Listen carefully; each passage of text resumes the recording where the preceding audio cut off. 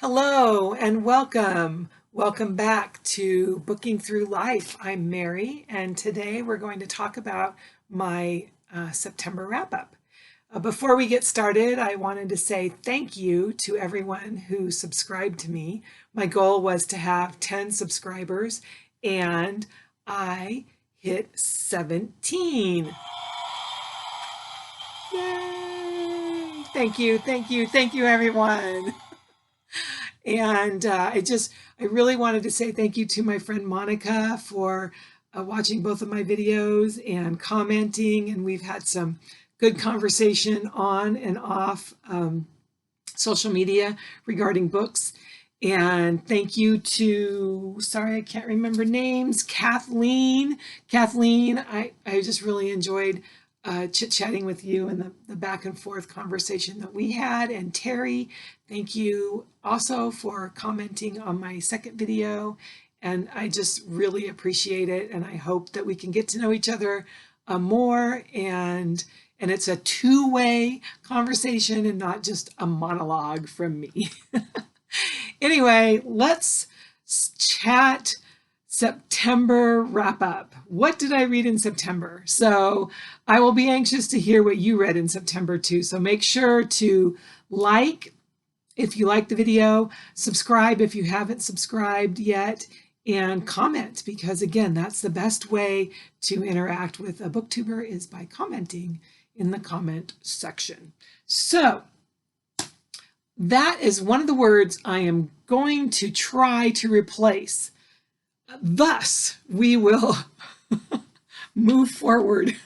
I need to look up the thesaurus to find some more words other than the SO word. I almost said it again. The first book we're going to talk about is a book that I read because I'm trying to catch up with a group that's doing a group read of the series, the Fairacre, the Miss Read Fairacre series, and they've read the first three. They're taking a break this month, October, and they'll pick up again in November, and I was hoping to catch up with them. So I started the first book, which is Village School, Miss Read Village School. And I don't have the book with me because I checked it out at the library. So I'm going to have to do the magical floating book. And this time I have a fairy wand, and we'll see how that works. So I'm going to try a different little phraseology. Here goes. Bibbidi bobbidi book. Hey! I think I've got the magical floating book down, and yeah, so anyway, it's a good day. So let's talk about I'm a goofy. I need to like chop all this up or start over again. Let's talk about Miss Read's Village School. So I'm looking for my, here it is, my book journal. So I started a journal, it's not a very fancy journal. I just wanted to use up some notebooks that I have at my house because I have a ton of them. They're either partially used or unused. I collect paper.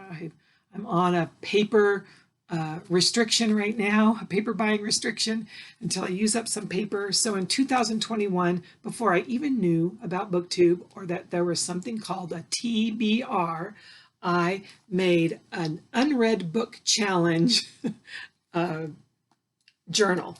And I also forget what I read, so I'm thinking this will help. This helps me to remember what I've read, and so it's not anything fancy, but I just keep notes. I put how many, if I liked it, how many stars. I do put the book cover on there, and yeah, so that helps me to remember what I've read and what I thought about it. So Miss Reed's, let's take Miss Reed down. Okay, so Miss Reed's Village School was, I gave it 3 stars. The cover I liked. There was no dedication and no author photo.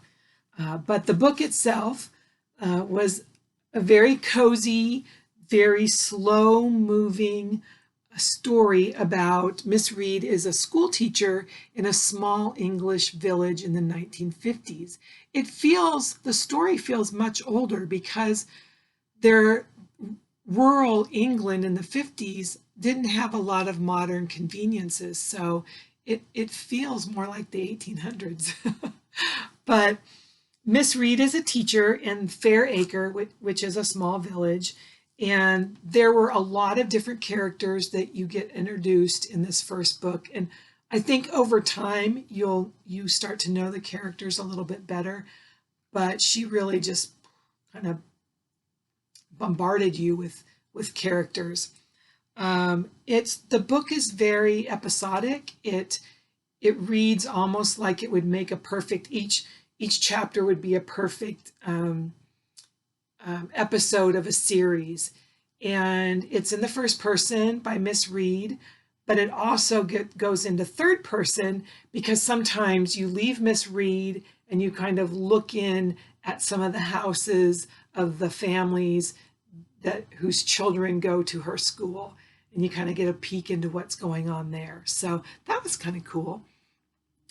It's very much slice of life, very much just kind of everyday happenings. You get introduced to some of the children and some of the families, and hopefully you become more intimately acquainted with them throughout the series. So yeah, it's just not a whole lot happens. There's a little love story that goes on. There's one character, she's the kind of the housekeeper of the school, who's kind of grouchy, and she's kind of fun. And Miss Reed does some kind of tricks her in a couple of ways. So anyway, it has some cute little plot points. But again, it's very slow. It's not a high thrills book. But the writing style is good. And I'm going to continue on with it for the next, and try to catch up with, I didn't say who the hosts are. So you can catch them on Kate Howe's channel. And I think once a month she does a live, like a live Zoom chat, and you can watch that through YouTube or a live YouTube chat. I'm not quite sure how that works, but Kate Howe is joined by Rainey at RaineyDayReads and Chelsea at VoyageofaTimeWanderer. Last month they also had Janelle, I can't remember her channel. She was a guest and joined them.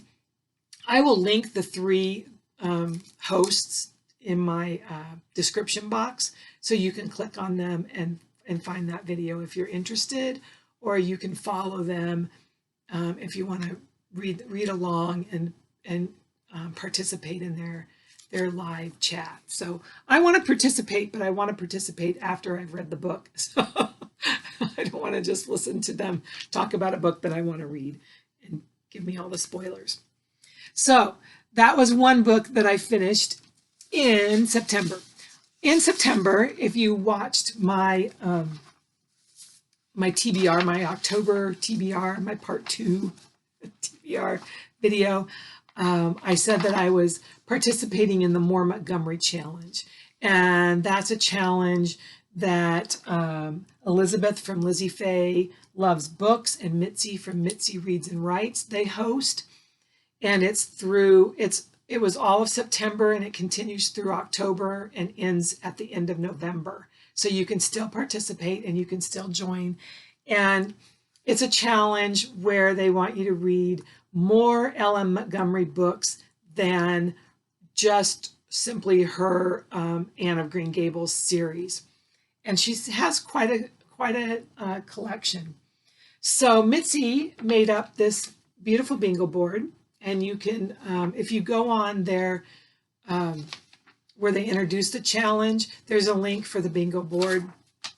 I think I have that linked on my the video that I did previously, so you can find that there. I may end up linking it again on this video. So I decided, I was like, oh, this is perfect. There's 3 months and there's 3 rows and 3 columns. So I thought I'm going to pick rows. And so I picked this middle row because it had Watch Any Anne adaptation, and that was following along with something that I was already doing on my own. And so I have now filled it out. You can do this digitally if you're high tech, or if you like paper and you like printing out book covers, you can do it like I did and do it low tech. So the first prompt here, well, I did this prompt first. It was a free space where you could read any Anne book. And I had previously read Anne of Green Gables in August, so I was ready to read Anne of Avonlea. And let's see, look at the bookmark I used while I was reading it, and that's, it's Governor's Office for Children, and it's Anne Symington, so that was a long time ago. Anyway, so I read Anne of Green Gables. She has an interesting, I'm going to talk about the cover and the dedication. I think the cover is beautiful.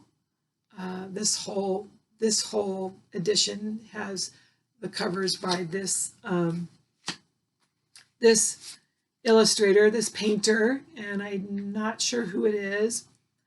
And maybe I'll put a little thing who it was on post editing, but it is dedicated to my former teacher, Hattie Gordon Smith, in grateful remembrance of her sympathy and encouragement. So that's nice. So as Anne herself is a teacher now, it's dedicated to a teacher as well.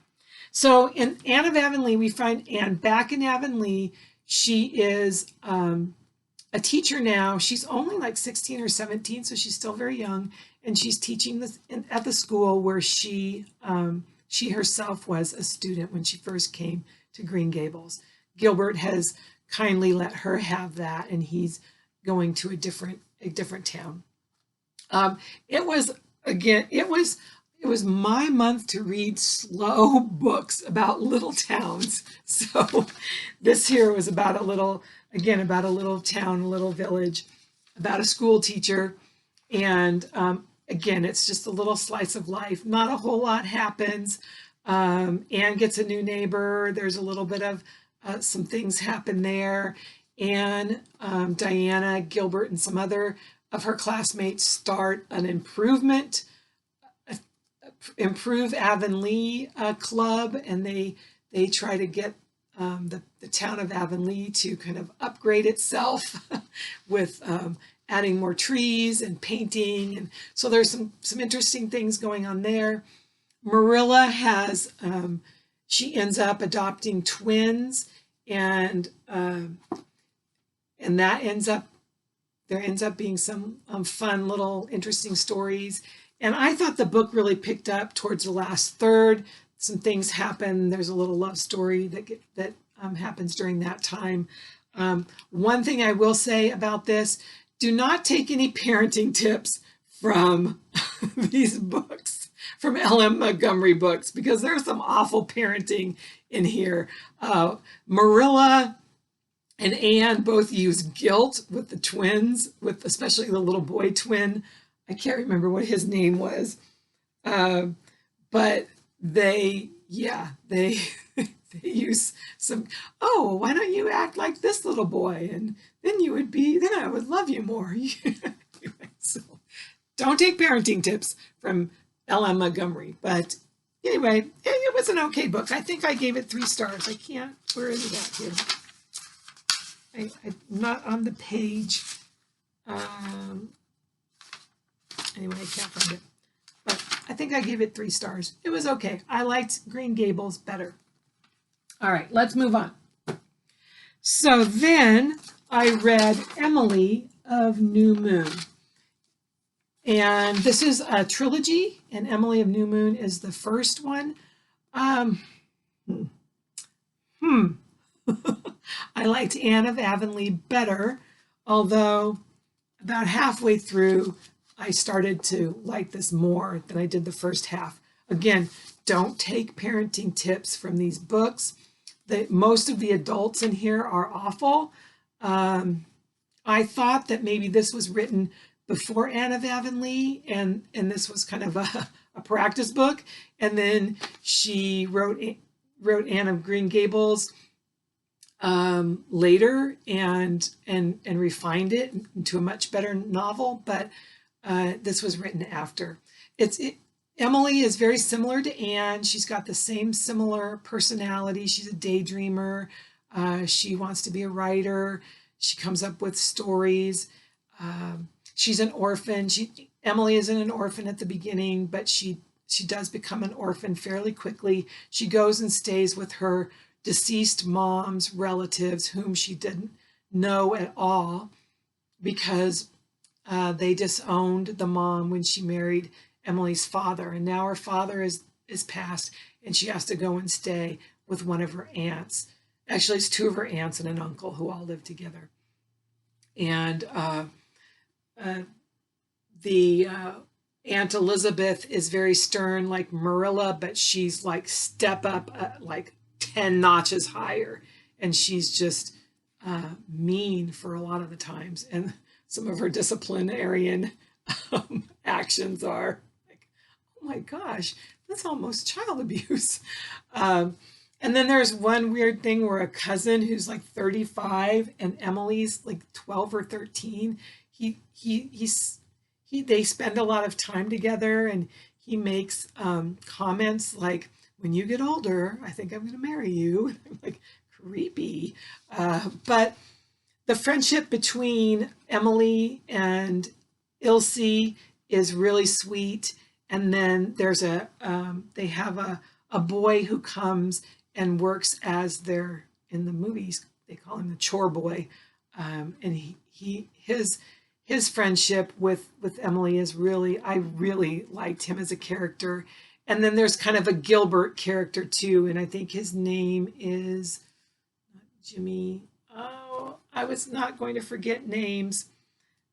Teddy. I think his name is Teddy. Anyway, it's okay. I'm still going to read the next 3. I wish I would have picked up, somebody was talking about a different book, a standalone. I wish I would have picked up it, but c'est la vie. But I do want to read read the next 2. And so here's a spoiler for my my October wrap up, because I watched this yesterday and today, and it's the adaptation of Emily of New Moon, and I watched the first disc, which is the first 4 episodes, and it's terrible. I thought, oh, it's so cute, and I'm sure they'll make it a little bit nicer and more palatable than the book. And no, they made it worse. They changed storylines and made them more horrific. They put in some things that I'm like, you didn't just do that. I don't know. I'm DNFing that. I'm not finishing that. That's all I have to say about that. So then for the next prompt, I got to watch Anne of Green Gables, the sequel. And this is fabulous. So it kind of, it's not just Anne of Avonlea. It kind of takes several of the books in the series and kind of squishes them together into this one. But it's really sweet. It's a really good continuation. I highly recommend this. Watch this, not that. Okay, now moving on. So that's my More Montgomery challenge for September. Hi, friends. I was filming my September wrap up and I noticed that I was going quite long. So I abruptly stopped filming and decided to just, instead of refilm, just give you a little update and let you know that I will film the rest of my September wrap up and we'll just do it in 2 parts. And that way it will be a little bit easier to watch. And so this was my More Montgomery wrap up and my attempt to catch up with the misread read along. And I will do my Fall into Reading challenge tomorrow, and I'll have that posted as soon as I can. I also hope to see you on Monday morning with I think I'm just going to start doing a little Monday morning check-in. So again, I will see you soon. And until then, I hope every book is a good one, and I hope you have a great weekend. Bye. And this is getting long.